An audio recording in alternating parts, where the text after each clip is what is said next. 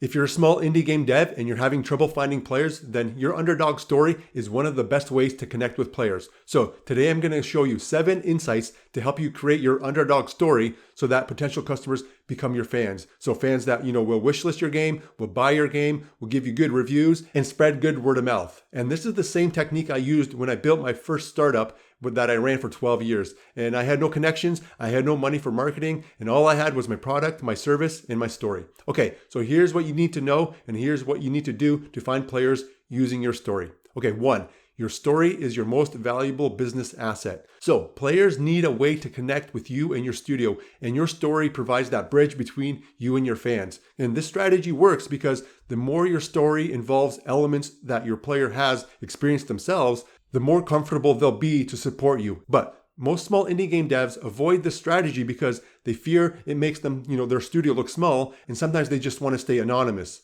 But on the contrary, telling your story makes your studio feel more personable and more relatable. And in fact, AAA game companies and studios pay big bucks and spend a lot of time making their huge corporation feel more personable, more relatable. So your story is an asset. Use it to build rapport with fans because people want to deal with people and not cold, nameless businesses. Okay, number 2 is humans understand info better if it's told through a story. So our minds think and process in story form, and we understand, boring, cold technical information better when it's told through a story. And so think about it this way. You were most likely inspired by stories from other small indie game devs who made a game and became a commercial success. But what inspired you wasn't, the technical stuff like, what game engine they used.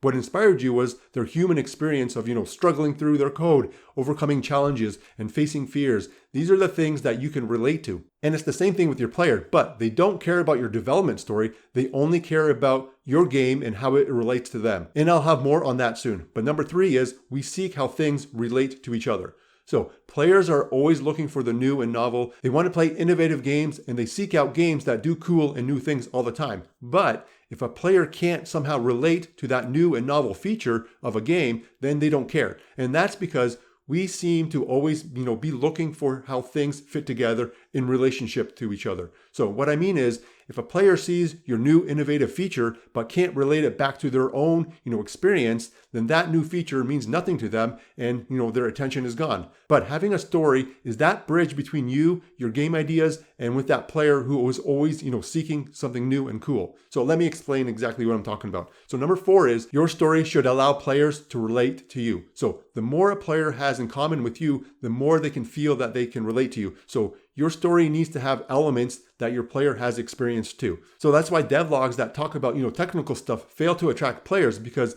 there's no emotional elements in devlogs that a player can relate to. However, if your story has elements that both you and your player have, experienced personally, then that fan is more likely to wishlist your game, buy your game, give you good reviews, and spread word of mouth. Okay, number 5 is your story needs to touch emotional experiences. So remember how other stories of small indie game devs, how they failed and they succeeded, inspired you? Well, they inspired you because their story touched an emotional experience that you can relate to. Because stories where you're at a disadvantage, trying and failing, feeling bad emotions, but then you discover a new way to do things and then you achieve a success against all odds. These are all the elements that you can relate to and are, very interesting. And it's the same thing with your player. But your player isn't a game developer. They consume games, they don't make them, right? So your development story won't relate to their emotional experience. So your story has to have elements that you both share. So let me explain. So number 6 is your story should have these key elements. So then the question is, how do you connect with players using your story? Well, your story has to have something in common with your player. And what you and your player have in common is that you both love video games and both of you have, emotional experiences with games, right? And that's your bridge between you and your player. So here are a few key elements that your story needs. So what were the games that you played as a child that are now part of your,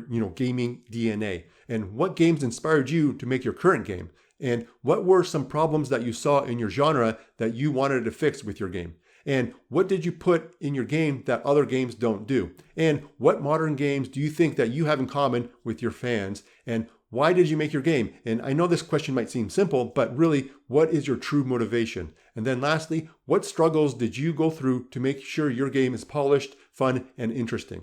Because if you answer these questions, It will help you create a story that will resonate with your potential fans. And it doesn't have to be a long story. So use those elements I just talked about to help you write a paragraph. So basically, your story is going to be about who you are, why you made this game, common frustrations about your genre that you share with your fans, your challenges you've overcome, to make your game polished, fun, and interesting, and who this game is for. Okay, so number 7 is personalize your Steam page with your story. So now that you have your story that connects with your potential fans, you need to add it to your Steam page. And at the very bottom of your long description, the section about this game, add a section called about the game dev, and quickly write your story, right? The stuff that I talked about in step 6. So this small little touch works because when you personalize your Steam page like this, you prevent your small indie game, becoming a commodity, because there's so many small indie games being released every day and competition for attention is crazy, right? So you got to work harder and harder to compete for this attention. So by adding your story that relates back to your player